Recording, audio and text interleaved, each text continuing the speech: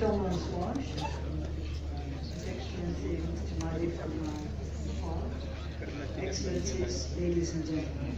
It's a pleasure for me to be here today in Nepal, where I've spent some of the happiest days of my life. Whenever I come here, I'm struck anew by the warmth and hospitality of the Nepali people. I would like to express my appreciation to Prime Minister Sharma Oli and the government of Nepal for inviting me to take part in this summit in conjunction with my first official visit to Nepal. It provides a valuable opportunity for meeting people from across the world who are dedicated to the promotion of peace, prosperity, and humanity.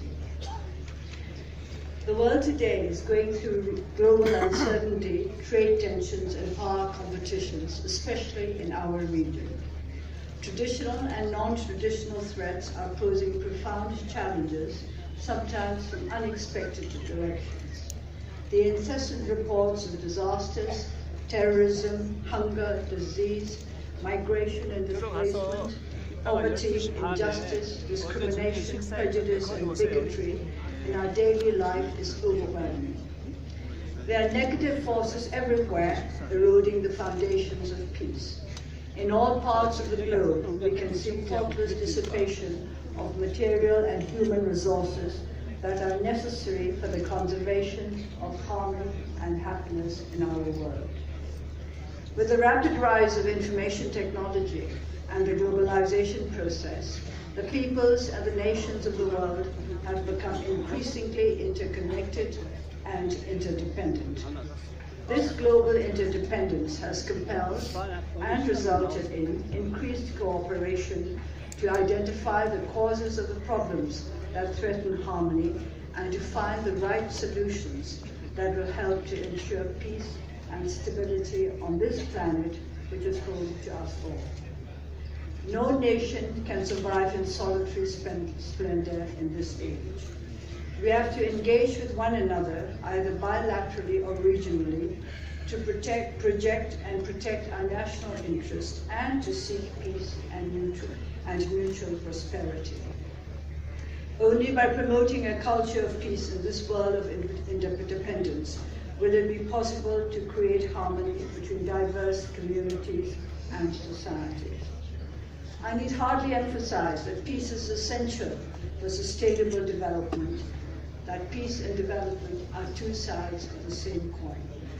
Sustainable peace is more than the mere absence of war or conflict.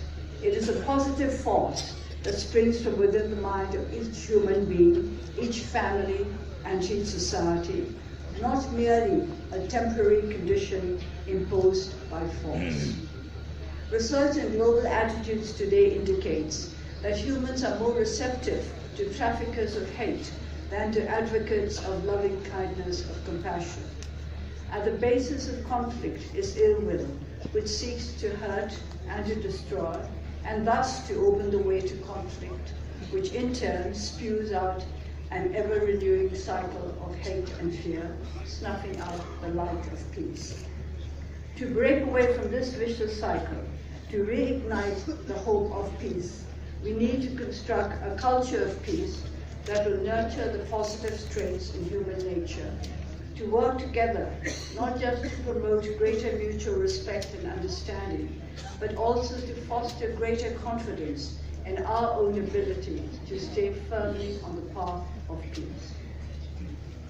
Peace is a critical need, not just for our time, but for all time. Not just for some countries, but for all. Countries such as Myanmar and Nepal, which have suffered severely from lack of peace, acquire a keen sensitivity to its links with the critical challenges this summit is addressing today: interdependence, mutual prosperity, and universal values. At the base of all three is partnership. It is as partners that we can hold together these rocks on which the edifice of a peaceful, progressive world can be built.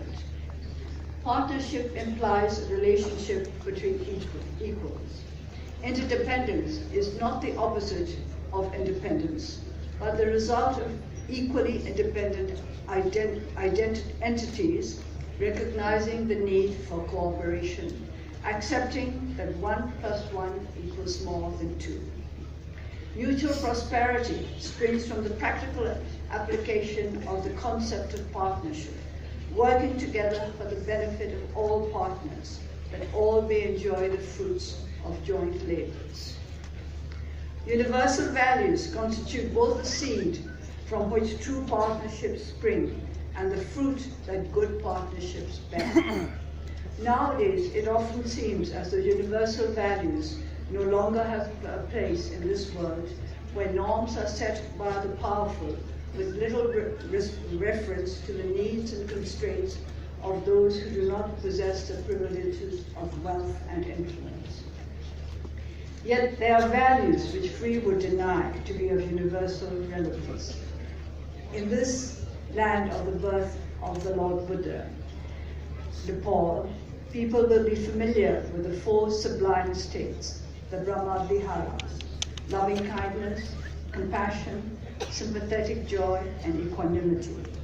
These can surely be accepted as values conducive of goodwill, cooperation, and positive partnership anywhere, everywhere, at any time.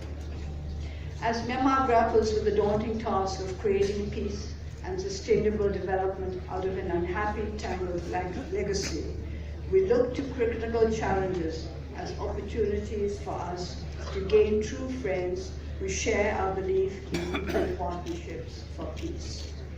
I believe that this forum will offer opportunities for us to reach out to one another in our efforts to find positive, unifying ways of meeting the critical challenges of our times. I wish you all great success.